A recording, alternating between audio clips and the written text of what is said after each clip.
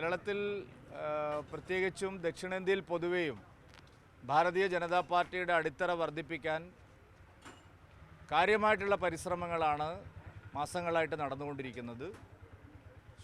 ശ്രീ നരേന്ദ്രമോദിജി, നമ്മുടെ ആദരണീയനായിട്ടുള്ള പ്രധാനമന്ത്രി, എല്ലാ സംസ്ഥാനങ്ങൾക്കും തുല്യമായിട്ടുള്ള വികസനം ഉറപ്പുവരുത്തിക്കൊണ്ടാണ് മുമ്പോട്ട് പോകുന്നത്.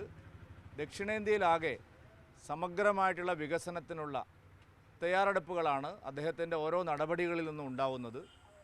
എല്ലാ വിഭാഗം ജനങ്ങളെയും ഭാരതീയ ജനതാ പാർട്ടിക്ക് അനുകൂലമായി മുന്നോട്ട് കൊണ്ടുപോകാനുള്ള, ചേർത്ത് പിടിച്ചു കൊണ്ടുപോകാനുള്ള പരിശ്രമങ്ങളാണ് നടക്കുന്നത്. പ്രധാനമന്ത്രി തന്നെ നിർദ്ദേശിച്ചിട്ടുള്ള സ്നേഹയാത്ര കേരളത്തിൽ വലിയ തോതിൽ പുരോഗമിക്കുകയാണ്.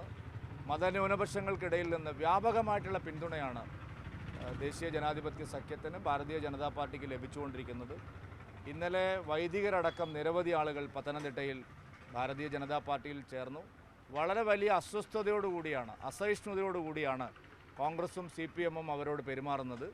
ഭാരതീയ ജനതാ പാർട്ടിയുമായിട്ട് സഹകരിക്കാൻ തയ്യാറായിട്ടുള്ള മതന്യൂനപക്ഷങ്ങളെ പലയിടത്തും ഭീഷണിപ്പെടുത്തുന്ന നിലപാടാണ് കാണുന്നത്. ഇന്നലെ പത്തനംതിട്ടയിൽ ഭാരതീയ ജനതാ പാർട്ടിയിൽ ചേർന്ന വൈദികനെയും അതുപോലെ തന്നെ അനുഗ്രഹ പ്രഭാഷണം നടത്തിയ മുതിർന്ന പിതാക്കന്മാരെയുമെല്ലാം വളരെ വലിയ തോതിൽ ആക്ഷേപിക്കുന്ന ഒരു സമീപനമാണ് കാണുന്നത്.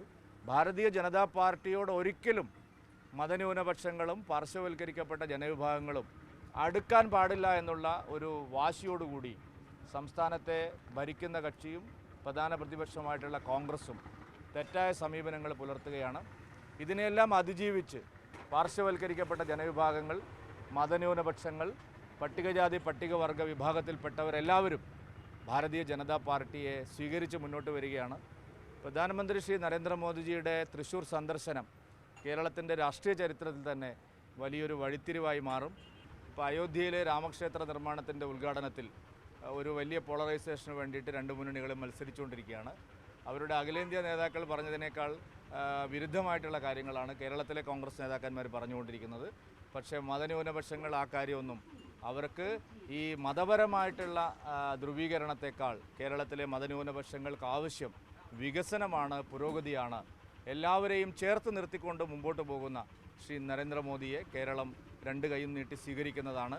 ഇവിടെ വർഗീയ രാഷ്ട്രീയം, വോട്ട് ബാങ്ക് രാഷ്ട്രീയം, കഴിഞ്ഞ 7 പതിറ്റാണ്ടായി തുടരുന്ന വോട്ട് ബാങ്ക് രാഷ്ട്രീയത്തിന് ഇനി അധികം ആയുസ്സില്ല എന്നുള്ളതാണ് കേരളത്തിലെ സാധാരണ ജനങ്ങൾക്കിടയിൽ നിന്ന് ലഭിച്ചുകൊണ്ടിരിക്കുന്ന പ്രതികരണം വ്യക്തമാക്കുന്നത്.